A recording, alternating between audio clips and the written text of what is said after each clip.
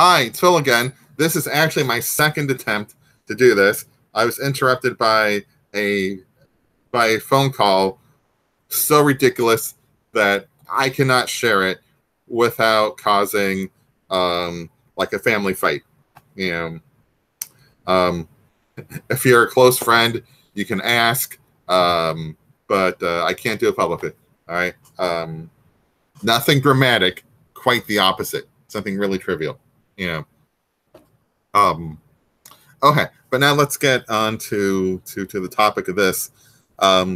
This is the last time, at least for a while, that I'm going to be showing this this beautiful painting, and I wanted to talk about finishing up the story. And I want to talk a little bit about my writing process. So my process works this way. I create an outline, and then I write to that outline, but invariably I stray from it. And if all goes well, I discover the truth of the story. And if things don't go well, I stumble. So the LaSalle story I was trying to write, that was me stumbling over and over again, you know. But this story, which I named "Life of Leyana," this story is one in which I kept on discovering things, similar to the Burlap Daughter. As I kept on writing, I kept on discovering more, and that to me is one of the joys of writing. You know, and so let me see if I can tell you a little bit about that process. When I'm writing from that outline to maybe my first few hundred words, and I get to the end of the story, what I have is a more expansive version of the outline, almost like a summary. The stuff I leave out is the connective tissue of the story, and details. I'm focusing on plot stuff and character stuff in my first draft. Yeah. And then in my second draft, I go through and I read what I've done, and it's so much fun to ask myself, why? You know, why is this character doing this? What is motivating this character, and how can I show this to the reader? Or where is the character? You know, or what is the character doing? You know, basically, a lot of those journalistic questions are, you know, who, what, when, where, and why, are the questions that I ask myself as I'm drafting and drafting and drafting. And I keep filling stuff in. And if this process works, what ends up happening is that the discovery becomes, I don't know, it's like the discovery becomes easier. You know, I start seeing connections between different parts of the story that I didn't see connections, and I can go from I'm just making stuff up to being deliberate about the stuff I make up.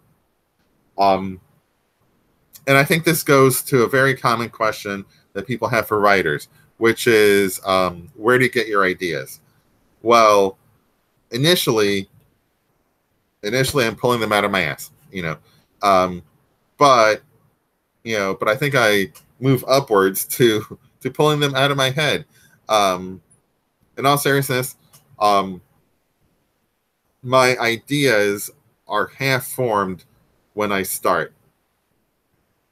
And then the more I keep on doing it, the more I keep on drafting, the clearer things become. And so I've heard writers talk about, you know, questions of theme before, and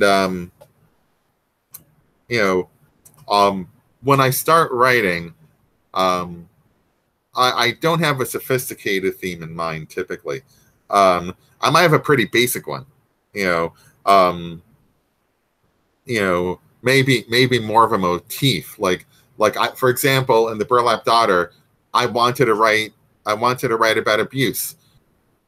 The abuse is not really a theme. Abuse is just something that happens, you know, rather that's done to someone. So then, as I kept on writing it and writing it, the theme became clearer to me. Like in The Burlap Daughter, and I'm not going to spoil the ending, but I wasn't sure how it should end for a long time, you know. And it was only as the theme became clearer that the ending that I chose made more sense. And this is something that John Gardner talks about in his book on becoming a novelist. One of the things he says is that theme is not what draws in the reader, and that's actually very true. You know, so he says theme is not the most important thing either. He says it's what college professors like myself like to talk about in order to sound smart, in order to have something smart to say, because it's easier to talk about theme than it is to talk about the structure of a story and why a structure works. Well, I think he's got a point. As a writer, I've discovered that I have to write the story.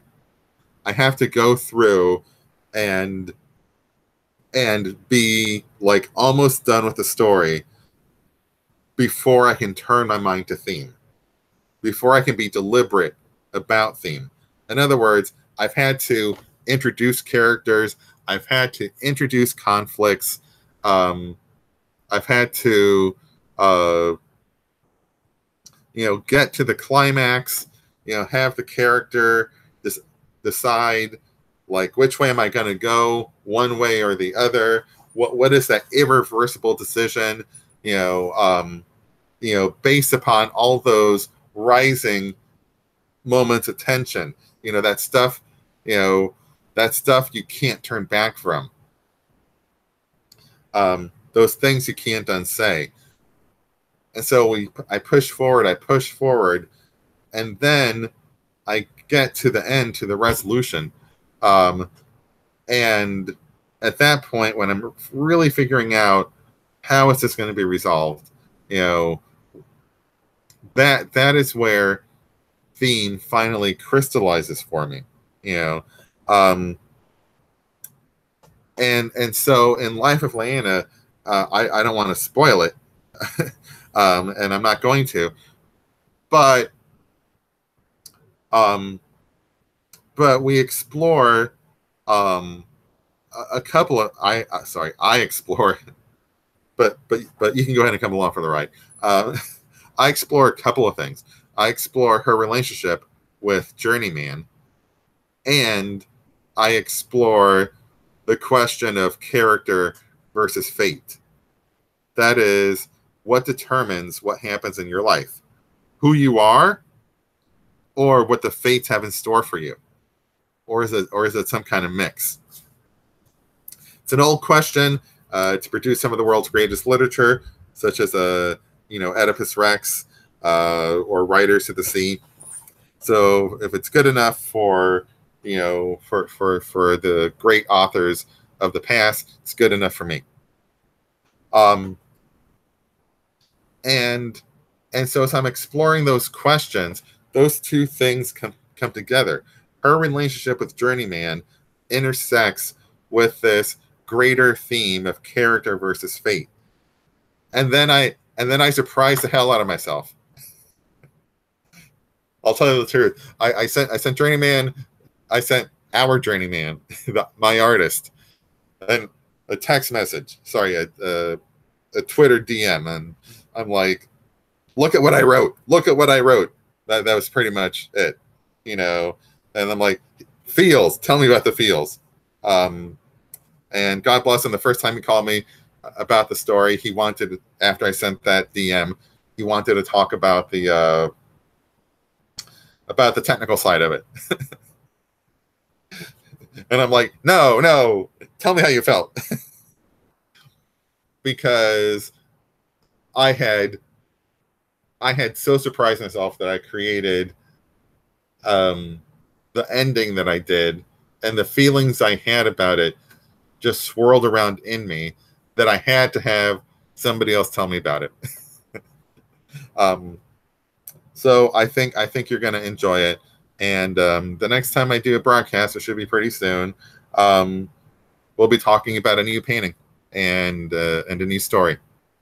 All right. Oh, this time I got no interrupting phone calls, so that's good too. All right. Bye, y'all.